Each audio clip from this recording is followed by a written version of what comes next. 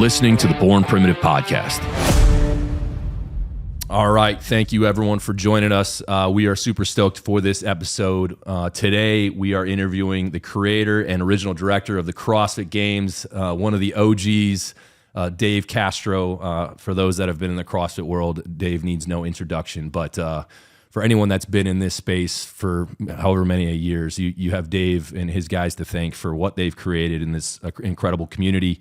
Obviously started from humble beginnings back on the ranch. And, just last week we were able to watch, get aired on ESPN in Madison, which was really cool to see. And I think a great moment for the sport. So we're going to get into all that with Dave. Hopefully get in a little bit what the future might hold for CrossFit. Us as a brand, so much of our what we've been able to build is directly related to the success of CrossFit. So obviously we have, interest in what the future holds. So Dave, without further ado, thank you for joining us. Yeah, no problem. I'm excited to be on here. Thanks for having me. Obviously, just back from the games. I appreciate the pants you guys sent out. Those nice. They work out all right? Pretty cool. Yeah, they were great. I liked them a lot. Heck yeah. We'll going way back, Dave. I guess we'll kind of skim the beginning because I want to get into kind of current day. But just give us the quick rundown of how it all started. I understand maybe you were introed to a climber who was kind of doing it, and then on deployment you saw another team guy getting into it, and you were kind of probably hey, what's that? And you got right into it. But give us the real story. So years ago I was deploying. I was deployed to Afghanistan, and I was doing the traditional training for deployment. I'm a smaller guy, so I was big into running, and I ran a lot, and I just felt like it wasn't translating well to on target. And at that point in the teams, so this was 0304. I came in 0304. I came in 98. I mean, you had your runners and you had your bodybuilders, or you had some guys in the middle who did body weight stuff in addition to running, but you didn't really I didn't see a lot of functional movements, at least at the teams I was at. I didn't see a lot of people. People back squatted, but cleans and snatches, I didn't see anybody doing that stuff. And so that style of training was very foreign to me. But I saw, but anyway, so on deployment, I was running. I didn't feel like it was translating to on target that well. So I started researching different options, and I was also big into climbing. And so I read Mark Twiight's book, Extreme Alpinism. Mark Twight was a really famous climber at the time. And in his book, he talked about LSD training, long, slow distance for his alpine efforts. The alpinism and his style of climbing, fast and light, really related to me for what we were doing overseas. I viewed some of the missions we were doing and the target profiles, we had to be fast and light to get there and get out. So read his book, long, slow distance training, really got into that, thought I needed to increase my mileage. Had the fortune of being able to go on a climbing trip with him that our unit funded with some other professional climbers, all people I looked up to at the time. And on that trip, we were in a cottage in Yosemite. I'll never forget this because it fundamentally changed the course of my life. I said to him, hey, Mark, let's talk about extreme alpinism and the LSD training you recommend. And it blew me away. And he goes, hey, I don't do that anymore. And I'm like, what do you mean? You literally wrote the book on it. He goes, yep, I don't do that anymore. I do something called CrossFit. And it's created by this guy in Santa Cruz named Greg Glassman. And he started telling me about it. And he said it was functional movements and stuff like cleans and deadlifts and pull-ups and sprinting. And I'll tell you this much. Mark's a small guy, smaller than I am, and I consider myself a small guy amongst our community, but he was a small guy, and I was like, there's no way he's wrong. I'm like, hey, I'm just going to keep listening to his old book, but his current methods, whatever he's saying, he doesn't know what he's talking about. And so he doesn't know what we need as operators. And so I continued to follow up on CrossFit. I started going to their website. I started researching the methodology. And for me, it was incredibly intimidating. Again, especially because of the movements, the cleans, the squat cleans, the snatches, back squats at heavy weight, all of that stuff was pretty foreign to me. And then on another deployment, I basically planted the seed with a fellow teammate, and he started doing CrossFit, and he was my experiment. So I was watching him, and he fell in love with it and started seeing a lot of results from it. And so from that, eventually, a few months later, I decided to dive in and try it out. And then I went on another deployment, and on that deployment was CrossFitting the entire time. We'd go out every night, we'd come back, I would CrossFit, we'd go to bed, and then repeat the cycle. And saw great results from it, fell in love with it. And that was my military CrossFit journey. Eventually came out to Santa Cruz, or actually came out to DLI, Monterey. And while I was there, the headquarters of CrossFit was in Santa Cruz. Monterey's here, DLI's here. I'm at the ranch right now. This is the ranch. The ranch is here. So there's this triangle. I was living at the ranch, commuting to Monterey for DLI. Then on the weekend started commuting to, and sometimes in the afternoon, commuting to Santa Cruz to work with Glassman and that team. Met them, and Greg gave me an opportunity to start helping out at courses. And then from there, it just kind of started rolling and growing. And my role with them and opportunity with them grew, not because of, I'll say this, and you'll recognize this as a fellow team guy. The doors were opened because of what I did. Like, I got an audience to Greg, and like when Greg was super supportive of military in general. And when he found out I was a SEAL, like that definitely opened some doors, and it got me an audience with him.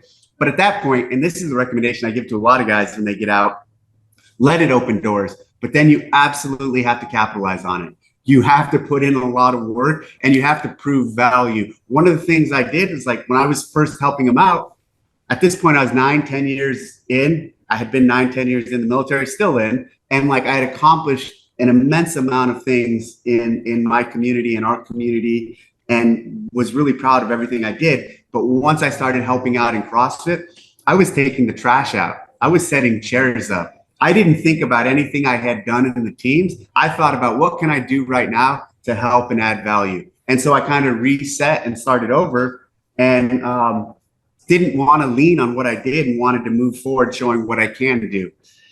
On that same note, that paid off. I mean, like it really, they respected that. They saw how hard I'd work. I also made really clear in the beginning, because I was still active duty for the first 3 years I was working for CrossFit.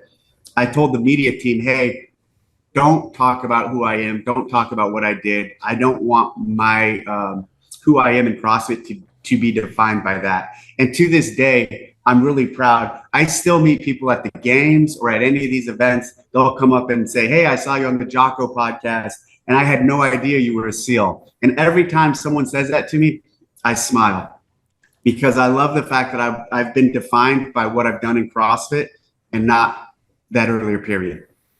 Yeah, that's awesome, Dave. And I can speak, this is my opinion, but I think I represent the rest of the community in saying, like, a lot of respect comes with that, because as you and I both know, there's a lot of guys that have not chosen that path. We won't get into that. That could probably be a 2-hour podcast with just you and me ranting on that.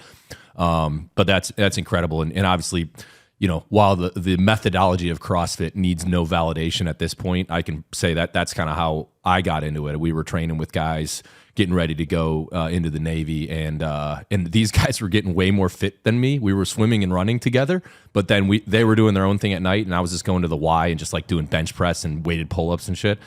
And then we would do these runs in the morning at 6 a.m. and I'm like, these guys are killing me, and we're doing the same shit, same workouts, same track coach, everything. And I finally was like, hey, what are you all doing at night? And they're like, oh, we're doing this thing called CrossFit. And that's how I got into it and joined a really competitive gym in Indianapolis and stumbled upon their competition team. And then there's like, oh, there's this thing, regionals coming up, and we think you might be able to be on our team. I couldn't even do a muscle up in the open. But they were like, hey, your trajectory, if you can just get ring muscle ups, like you're on our black team, which is the A team. And I got muscle ups just in time. I think it was by like that fifth workout, you programmed muscle ups, and I had just gotten them. And then we went to the regionals. I didn't know who the hell Rich Froning was, Dan Bailey, Panchek. I didn't know any of these guys. And we ended up getting to the games that year. And that was the year you introduced the worm for that was my claim to fame is like, back in my day, the worm was made of wood. Now they have this like sandbag thing. But you remember the first one, it was the rope with the telephone poles chopped, up into 6 pieces, and then legless rope climbs. That was the first year. That was 2013, where you introduced that in the tennis stadium with thrusters and legless, which we had like literally 10 minutes to warm up we were using towels in the warm up area to try to figure out how to do a legless rope climb, and then we had to go into the tennis stadium. So that's my quick CrossFit journey. But I absolutely had to adapt my fitness to go into the Navy, and it totally worked. And then I was all in on it. So, while, of course I don't need to validate the methodology, I do know from firsthand experience that it absolutely works. And, I was totally transformed when I really started leaning into it. That's crazy. You were a regional athlete, even to be a regional athlete in 2013. That's a big deal. I mean, like, you had to be good. You're probably still pretty fit, aren't you? I was a meathead football player in college, like middle linebacker. I was like 245 pounds. So I had the strength. But I had no, obviously, gymnastics movements, and I couldn't run, right? Like, I could run fast, short distance, but if it was like, oh, we're doing like 400s or 800s, I was toast. So I had to totally, adapt, and start really leaning. And we were training, as like 4 hours a day. We were all doing. Where'd you go to school? I went to Yale University.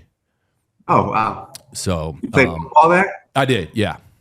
That's pretty cool. So I had a good base of background, but it there were a lot of gaps in my game, and but it was a lot of fun. Then obviously we got out to Carson, and that was just a wild experience, and seeing the Saturday night workout under the lights with the, of course, the individuals. I mean, that was the show. We were there. It was, in the team division, as everyone knows, like, especially at that time, that wasn't the draw. It was really the pros that were going right after us. We were kind of the warm up heat to get the crowd going. But incredible experience. I still do it all the time, and it's a huge part of how I train still. That's awesome. Dave, where did Greg originally, as you started spending more time around him, where did he get the programming originally? Like, how did he have kind of an epiphany in his own training where he came up with it, or was he piecing together kind of just different things he had been exposed to through his kind of like training career?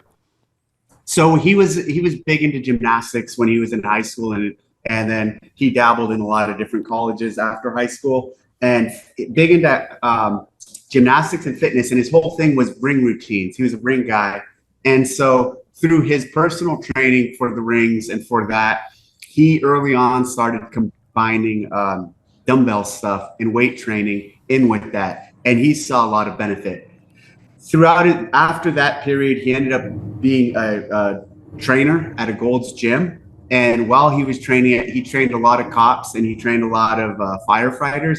And through that period, he said he started experimenting a lot with combining some of the gymnastics elements he used and some of the weight training he had discovered helped him. And he was also, oddly enough, or not oddly, but how it all ties together, he was into cycling. He's always been a really big cyclist. He loves bikes. And so started combining some of those elements, started combining the intensity, and he just played around a lot with different combinations, different stimulus, and that's essentially the foundations of how it was born. Years later, he would end up training a lot of UFC fighters. He trained BJ Penn early on and some of the early guys, and really refined some of the stimulus and movements and the way of putting it forward and adding in the intensities, fundamentally the stopwatch aspect of time. And so it was years of testing and learning and seeing how he's a very feedback guy. So he wanted to see, he would apply things and see if it worked. And basically through it all, that's how he developed CrossFit. And was there a very clear model right away? Like, when you started hanging around them, did they have a clear path forward, or were they kind of just like seeing what worked at that time? The methodology when I got around was pretty much set. There was some definitional terms that came along later, specifically his definition of, I think it was work capacity across broad time and modal domains. He came up with, while I was around, some of the other defining terms he had already solidified. So when I got there, he was towards the tail end of having really laid out and solidified all the terms and the definitions. And the methodology was kind of set and rolling. And Dave, I think some of the big differences, and this isn't even about Glassman, but just over the years, and maybe specifically more about the athletes and what a lot of people are doing. Back then, it was like one workout a day, super intense, and like that was all you needed. Watching the evolution of that, especially for the guys at the highest level, where these guys are training for 5-6 hours a day and doing like multiple sessions a day, and like seeing what they're capable of, that's been really eye-opening. But I don't recommend any of that for the normal CrossFitter. Definitely not. You know, Dave, fast forward a little bit. Obviously, you guys had the games at the ranch in the early days. At what moment in your eyes did you say, kind of step back and say, "Holy shit, this is actually a real thing, and we're on to something here"? I think the 2009 games, Okay. that was still at the ranch. And interestingly enough, I got out late 2009. During the 2009 games, I actually did a quick little deployment with my old team to Afghanistan. So there was a period where I was overseas and planning the 2009 CrossFit Games. And at the time, I ran all the seminars and planning with Nicole Carroll and planning the seminars during that period. So that year was really special for those reasons. But at that year's event, so the 2007 games, we had like 60 competitors and maybe 70, 80 fans, really small. The 2008 games almost didn't happen just because we were like, we didn't even know if we wanted to do it again. We didn't know if there was going to be any interest. A couple months before that event, we decided to post something online saying, hey, here's a registration link if you want to sign up for the games. And within like a couple hours, a couple hundred people signed up, and we're like, oh, there's some interest in this. So we ended up capping the registration for the 2008 games at 300 people. That was competitors. Then for the 9 games, we decided to have qualification. Basically, I think at the time we called them sectionals. I forgot. I think it was sectionals. And people qualified to the games. We also had an online qualifier at that point. And at those games, so we had about 80 people, 70 people, athletes show up. I think maybe 80 men, 80 women. It might have been fewer, but we had a couple thousand fans show up, and it was right outside, and like the hillside was full of people. The athletes were all really serious. They took it seriously. It was just like a very different feel from 7 and 8. And it was really at that point when it was like, wow, this thing has a lot of potential, and like this can go places. For the 2010 games, we were actually planning on having those at the ranch, but the county kicked us out. And so we had to find another venue. And I had a friend who helped us look for some locations. I was living in San Diego at the time, actually Carlsbad. And we looked towards some venues and found the Home Depot Center. And it was like way too big, I thought, for us at the time, but like it was going to be a perfect venue for the games. So we took the gamble and said, all right, we'll host it here. That first year, there was a lot of people there, but it wasn't completely sold out. And you felt like, okay, this was like the professionalization of it, or this was taking it to the next level. And then after that, 2010, 11, 12, 13, after that, like sold out stadiums, massive amounts of people, stars like Rich Froning, like it just really started escalating at that point to where we are now. Yeah, it's so wild because, you know, when I was in it, 2012, 13, 14, like that's when I, you know, and it was like, it just seemed like it was this phenomenon that was like sweeping across the country. You know, you hung out with all your CrossFit friends. Every weekend we were doing local comps. Like there were just local comps everywhere, and that's all we did. It just seemed like it, you know, obviously people like to chirp at us and say it like it became a cult, but like obviously it's more to it. But it was, you know, it was just wild. It was such a one in a million type thing that we seem to all be witnessing in real time. And, you know, I'm a little biased, but I do think the Carson days, there was something about that, particularly the tennis stadium at night, like, you know what I mean? Yeah. And then on Sunday, the final workout, you know what I mean? Like, you know, I remember Rich doing the overhead axle bar lunges, you know, to win it, you know, unbroken, crowds going. I mean, it was just like, man, if you were in that arena, you felt it. And obviously, you know, Madison, you know, the Coliseum, like there's still a lot of energy and it's awesome. But I'd be lying if I didn't say Carson was awesome for every reason you just stated. Carson was an amazing venue.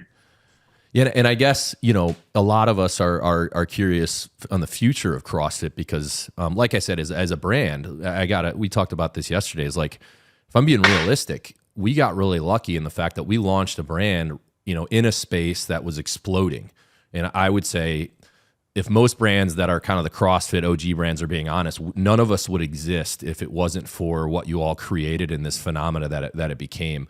So obviously we all have like kind of a stake in what that looks like, but obviously there's been some adjustments in the last few years, and Dave, just consider this like these are some things that I saw that I would consider from an outside perspective, and this is someone who knows nothing on the inside, so of course take it with a grain of salt, but potential missteps that I thought kind of maybe took CrossFit in the wrong direction. So again, you of course can defend this. This is just me knowing nothing behind the curtain, which of course can be wildly different. But a few things that I wrote down was obviously the shift to Madison. What was a change, not necessarily a bad change, but I felt like the magic of Carson maybe was lost a little bit, and particularly maybe was a less desirable international destination for people coming in. To go to LA versus like a Madison is a bit different for someone that maybe wants to come into the United States from Norway. The regionals getting shifted to semifinals, and kind of outsourcing those to pre-existing events, that I thought that was an interesting adjustment. I understand, I think logistically why, because it was probably a total logistical nightmare to run all these regionals simultaneously in like a 3-week period all over the world. But at the same time, around that time, the super teams started evolving. And from my perspective, there was magic in the CrossFit Open, that 5-week Open in the early days, because when we were competing, the whole gym would show up when our team would do the final heat on Friday night, because they knew we were the ones that were trying to represent the gym at the regionals, and that workout would ride on like whether we would get enough points to make it to regionals. And then when we made it to the regional, central regional, like I think 3/4 of our gym came to Columbus to travel to watch us compete. Now, obviously, having the Fronings and the Baileys and stuff there was the icing on the cake, but they were coming because they wanted to see if we could punch a ticket to the games. When super teams came about, again, my perspective, I think you lost a little bit of that, almost kind of that school spirit kind of vibe, kind of like in high school when your team made it to state. Everyone went down there to watch them compete in like the basketball championship. You know what I mean? Like that's why you went. So from my optic, that's what I witnessed a little bit. I think the super teams was kind of like a cool concept, because you had a lot of the OG individuals that were studs that were now throwing down in team. But perhaps maybe a little bit of that was lost. The magic of the Open, the magic of a regional. So again, that's my perspective. Do you, looking back, obviously hindsight's always 2020. Do you think there's any merit to that, or am I missing a lot of things that I'm not, that are behind the curtain that are impossible for me to know? The Madison move, I don't think that contributed to some of the loss in the magic as much as maybe I see other things that kind of contributed to some of the loss of momentum. Specifically, I do think the regional thing, that was more impactful than the Madison. The Madison move in general, you're absolutely right about the market and about the area and about the international travel. Like Madison is not a destination city like LA or easy to travel to, but I think it was still, we were able to kind of capture keep something special there, make something special there, and capture it. And why I say I don't think that contributed too much. We still never had an issue selling it out or getting people there or having engagement. And arguably, I think we ended up, I'd have to look at the Madison numbers versus the LA numbers. I think we ended up having more people in Madison over the years, each year, relative to what we did in LA. Specifically, too, I think the stadium was a little larger in Madison. So I put the loss of momentum or some of the loss of the magic less on that. The regionals, for sure, I think that was a huge shift, and it kind of took a lot of everything you just described about the enthusiasm for the affiliate to send teams to the regionals, to send affiliate teams to the regionals. Absolutely. The super teams, same sort of thing.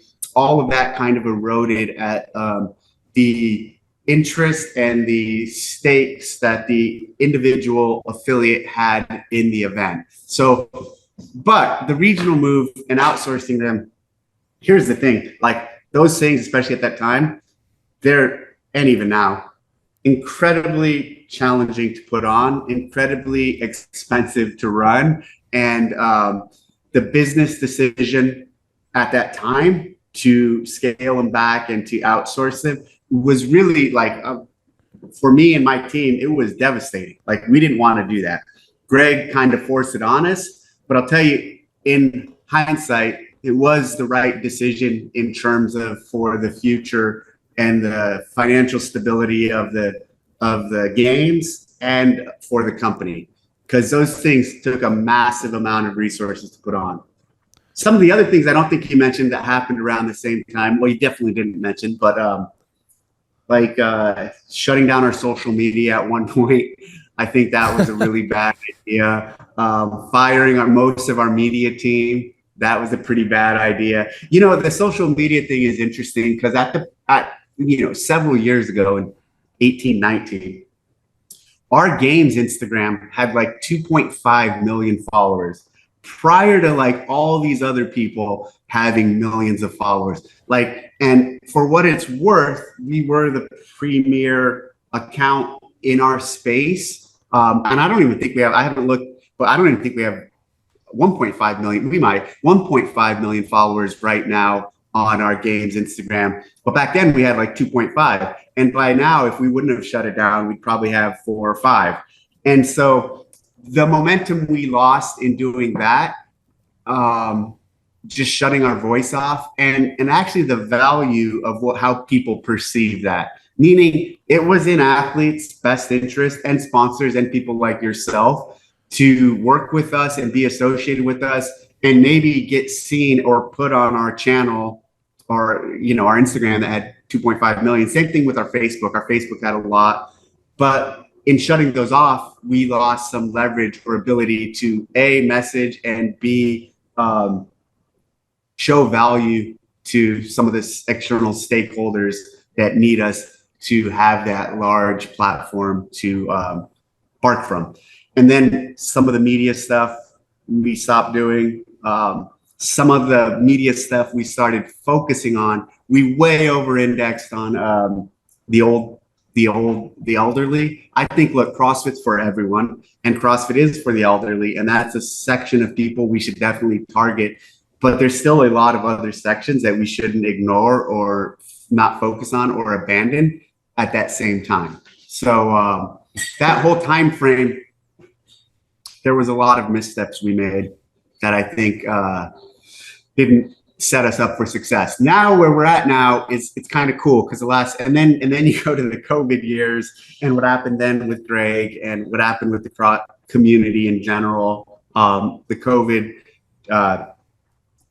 Floyd years, that whole thing, the sale, and then everything in the last couple years. I'll say this, having been through all of that, I feel like right now we're poised and on a direction that is showing ascent and growth and rallying the community, rallying the affiliates, and the future looks better now than it has in the last few years.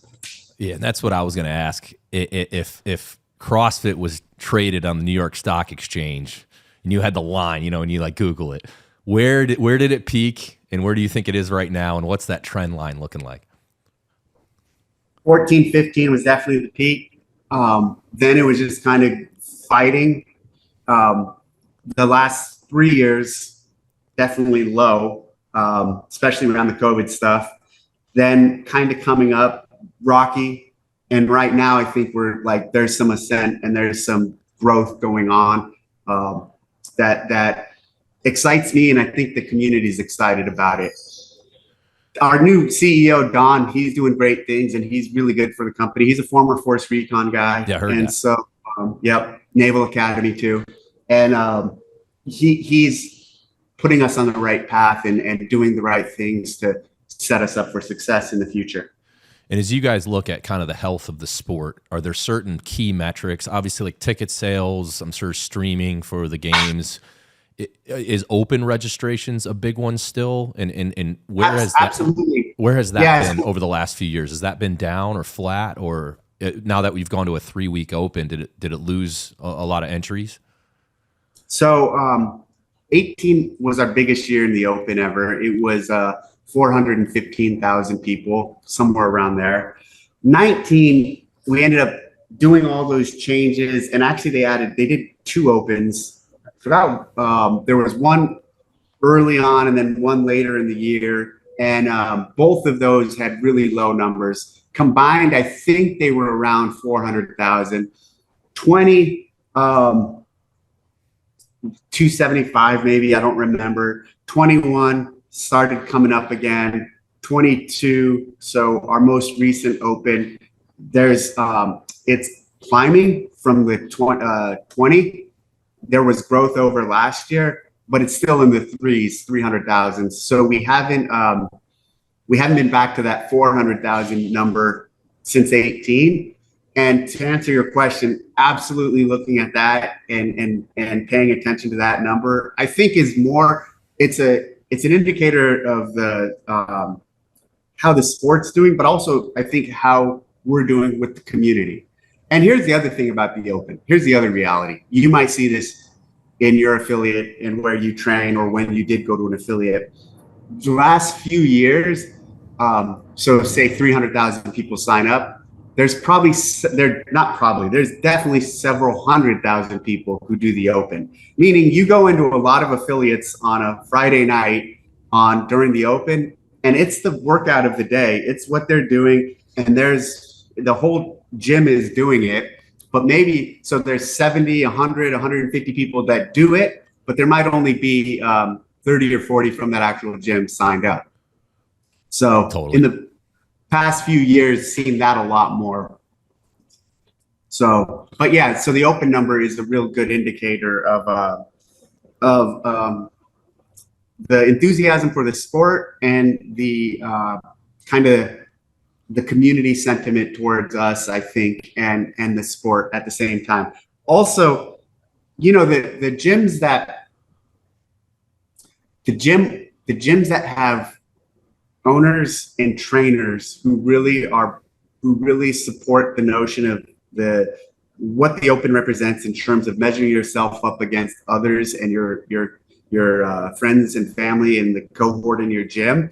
Those who put a priority on it really have gyms that rally behind it.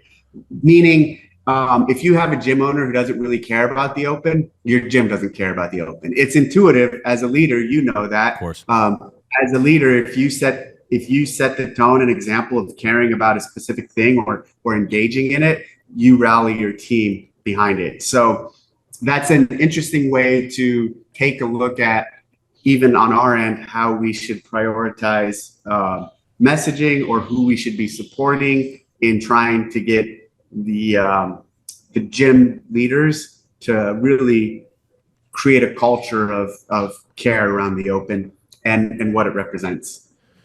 And as we look at the future, I think it was in a press conference right after the games, someone tried to get you with like, where's it going? And, you gave a, fairly indirect answer, but obviously hinting at international, as far as locations and just anything else about the CrossFit season.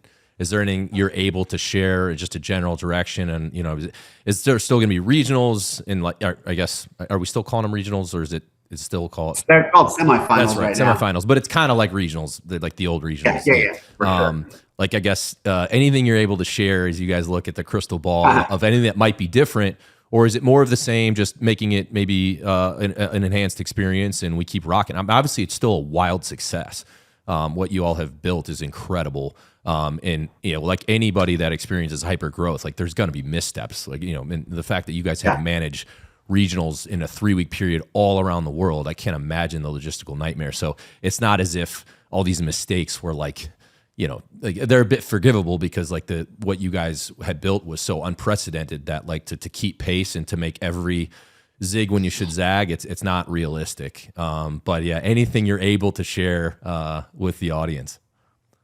Nothing I'm able to share right now, but I will say this. One of the criticisms of the way I led and the way I did things over the past several years, even from the external community, but even from some people internal was how often I changed things and how often I like did things differently. And what I want to say is all of that, we're an incredibly young sport and we have not been around for a long time and we are new. There's nothing out there like us. And every change or every moment where we did something different was because I saw, and others on the team saw, opportunities to make something better. And so that being said, there are going to be, especially now that I'm back at the helm of this role, I don't like the status quo for the sake of the status quo. And I don't like doing the same thing just because it's been done.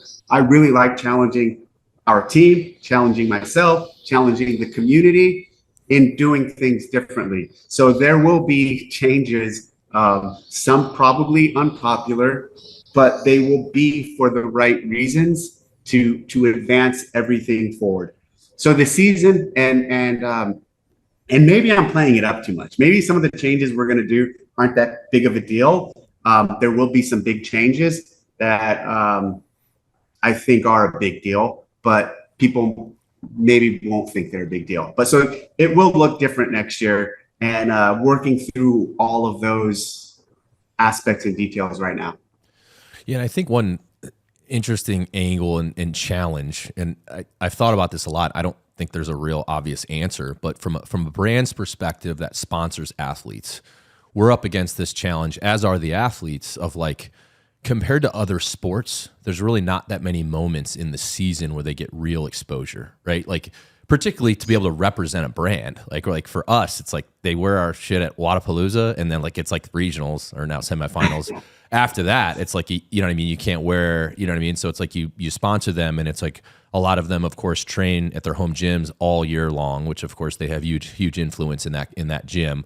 But other than social media, it's like that's the only way to get exposure. And then when Instagram kind of changed their algorithm and it was harder to reach people, or if it was an up-and-coming athlete that was a stud but only had like 20,000 followers, it's like, well, hey, I basically get you at regionals, and then like you have a fairly small, you know, kind of footprint on social media. So has there been any talks of like, is there a way to create a season for the athletes that is more, that gets them competing more? You know, you compare it to like golf, like these guys, and of course, completely different sport, doesn't take the toll on the body, but these guys are golfing from Thursday through Sunday, like 30 weekends out of the year. So like when TaylorMade wants to sponsor them and they're wearing the TaylorMade hat, it's a little bit easier of a deal because it's like the ROI is so high. Has that ever been talked about of like, man, can we get them in the spotlight more? And, you know, is there a way to help these athletes monetize, you know, because I think some of them that aren't quite tier one yet, but they're very elite and they're still training 3-4 hours a day and doing all the things, it becomes probably this gray area of where you can make a full-time living. And obviously testament to you guys, because there are plenty of athletes now that do it full-time and are doing well, but then it kind of, I think, probably falls off, and there's some people that are still having to do full-time jobs and they're still training 3-4 hours a day. So kind of a loaded question, but has there been any thought to like, all right, is there a way we can make a more regular season that doesn't come and go so fast, and rely so much, particularly on maybe on their social media, you know, kind of influence versus like in real person, you know, real life, and also in streaming? Yes, there has been discussion of that, but here's the issue. A couple things. All of that has to naturally evolve and not prematurely evolve. I think there's some things we can make, decisions like that, make more serious, do things that maybe overextend us or compromise us and are too young in the life cycle of where this sport is. To use your golf example, a couple things, and you pointed it out. These guys can't compete as often as they're golfing, obviously, because of the demands and because of the physicality of it. I would say this, in the life cycle of golf and even the PGA, I would love to see where they were at year 15 of like how big it was and how much they were doing year 16, 17. And that's what I mean with the premature comment. Like, people expect and demand and want us to be like so much higher and more developed than I think where we are. And what I mean by that is like, I've heard athletes compare us to like the NBA or the NFL, or even say how many more followers they have than professional athletes. And so they should be kind of treated like or compensated like that. Very different examples, right? But also at the same time, same sort of thing. Let's take a look at those sports and see where they were in year 15. And even though we're not that at all, I think we as a sport have some more developing to do and some more growth in terms of ESPN, in terms of broadcast, in terms of major sponsors. And as that happens, I hate using the trickle down effect, but as that happens, like, yeah, it does. It all starts to grow. Us forcing it or trying to do some of that prematurely could set us up to fail. And so there are some bets we can make and there are some things we can do, but they have to be at the right time. And I feel like with a lot of this, that timing aspect, we've been pretty good on, you know, with this, one of my biggest, I believe, jobs in this is saying, just like, hold on, because there's a million great ideas for growth and for things we could do that could put us in a horrible position. So just kind of like reining it in and saying, we're not quite ready for that just yet, you know? So Dave, do you kind of do you have a time span in mind as you make those decisions? Like, are you thinking, hey, in 10 years, here's where I'm very clear where I think we should be, and then reverse engineering it from there? Because it sounds like, I mean, that's something we struggle with here, is like, it's easy to be a visionary and it's easy to have a lot of ideas. It's a different thing to execute and then also execute in 2, 3, 4 years. So how do you kind of think through that? And do you have a timeline where you're thinking like, yeah, instead of making decisions for growth in the next year or two, I'm thinking 10 years out?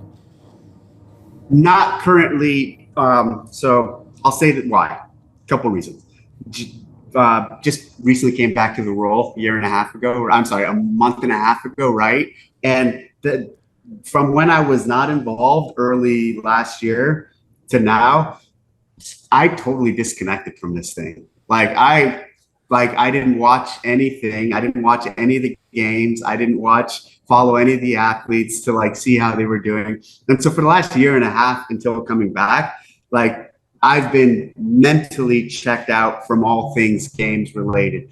What you just said, I need to dive back into, and I need to really like think about that long term, because the last month and a half that I've been back, I've focused on what was right in front of me. Right now, taking it further back in the years I was running it, you got to think about like those last 3 years were incredibly chaotic in terms of some of the things we talked about. Moving to Madison, that wasn't as much chaotic as like shutting down the social media, firing our media teams, stuff like that. And some of the financial stress and pressure we were under, it was at those last few years was more about, again, what's right in front of us. And like, let's get us to a point where we even are going to keep this thing and it's going to continue on how it is. I mean, there were discussions around some of that stuff of not even doing the games anymore. And so that's kind of the environment we were in. So at that point, thinking about like a 5-year, 10-year plan wasn't even in my mind. It was just survival. Then I was gone. Now I'm back. And I think starting to go there is the right thing and a healthy thing to do. And are you the type of leader that likes to keep kind of 1 foot in the visionary aspect and then 1 foot in the trenches, or do you see your best value add kind of being the visionary, where you are once you have your legs underneath you, you're kind of mapping out what the future looks like? Or are you kind of that hybrid that likes to stay super involved in the trenches but also kind of set the vision for the team and the company?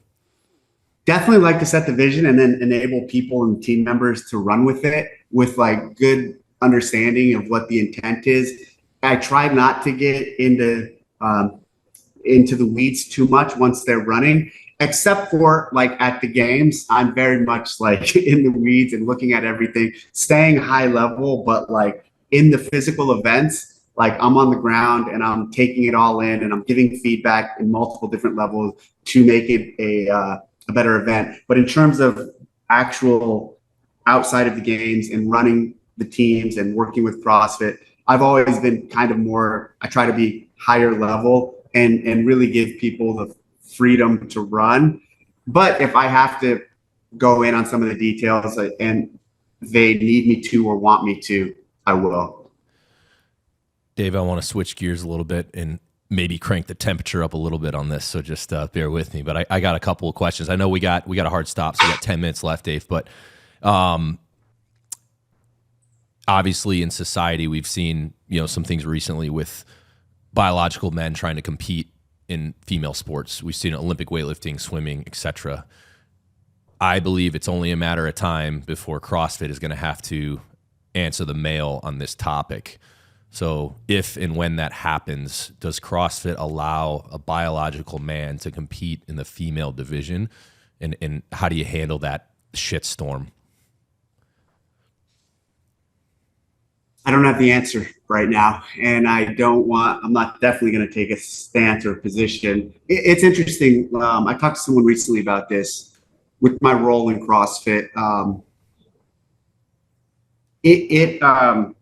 I can take stances, or I can share some of my personal beliefs on things, and all it would do would be incredibly polarizing, of course, and incredibly inflaming, because there's so many different communities and so many different people who do CrossFit, obviously, and who look up to me and who look to me for leadership and who respect me. And so any of these things, this topic, like, I have my feelings for sure on that, but sharing them right now, or sharing, even saying this is my personal belief or this is what I think, would be a story, and there would be very upset affiliate owners. They'd be very upset.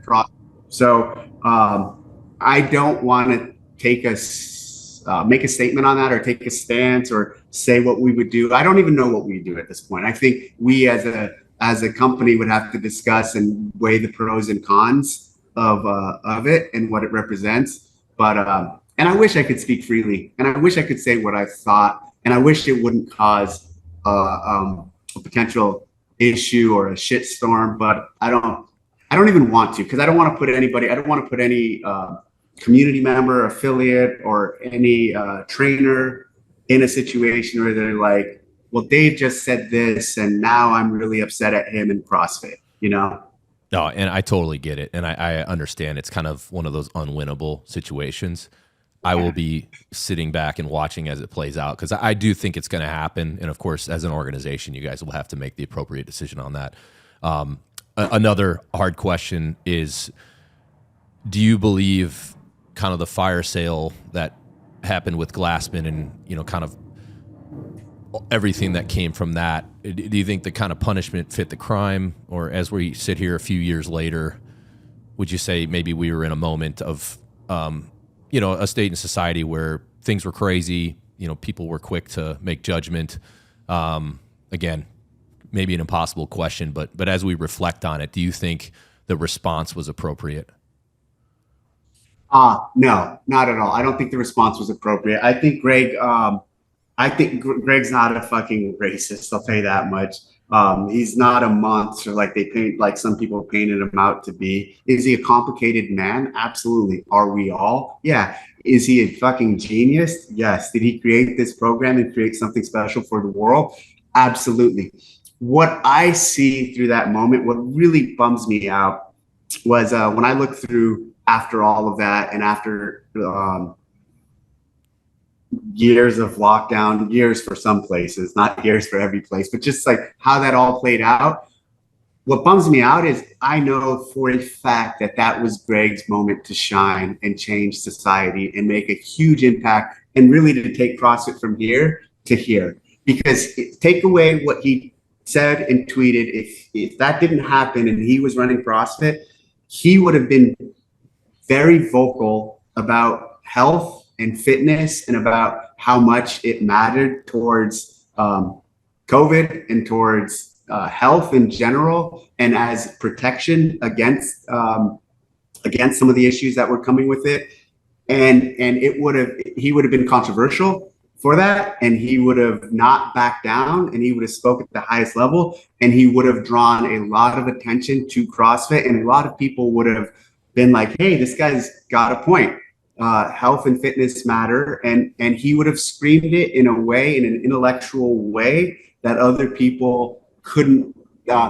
He would win the arguments. He would definitely say it from a place of authority and with intellectual rigor that would be unmatched, that we would have really climbed through that period. Where in contrast, I felt like we were kind of quiet through that period and not really taking a hard stance and not really elevating ourselves as the health and fitness brand and as like a solution. Why being healthy matters during something like that. Why not having chronic disease during something like that matters. Why not having unhealthy, or why having an unhealthy lifestyle really hurt you in that phase. So it's a shame to me. I wish he would have been around. I think he would have capitalized off of it. I think he would have came out much higher as a thought leader in health and fitness. But alas, we didn't get to see that. That's not what happened. Yeah, it's a really interesting perspective, because obviously you hit the nail on the head. Like in that moment in time, like fitness and healthy lifestyle was probably our best remedy, right? And for those of us that lived that lifestyle, that we got COVID a couple of times, it was like, all right, I was down hard for like a day and a half, and hey, we're back in the game. I had a flu a couple of weeks ago that was twice as bad as that, right?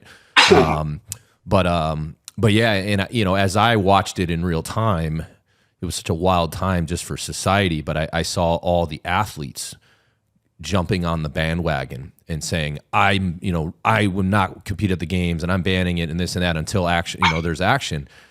And while I definitely I have mad respect for athletes using their platform to take stands on things they believe in, as I watched it in real time, I wondered how many of them feel compelled to do that Instagram post. How many of them actually feel that way? You know what I mean? And is it this sheep mentality of like, all right, we got one leader and we're just all following? Because I feel like it's kind of what society went into for a while. It was crazy to watch that in real time. And as I assess, does the punishment fit the crime? It's like when we look at other societal examples, like it's like you could commit armed robbery and like maybe you're out in jail in 3 to 5 years, right? This guy just spent like 30 years of his life dedicated to building something. And maybe some things he said in poor taste, right? Like, and everything he builds just went up in smoke. So it's like, does that really fit? What do the repercussions fit? And it's like when you put that into perspective, it's like, man.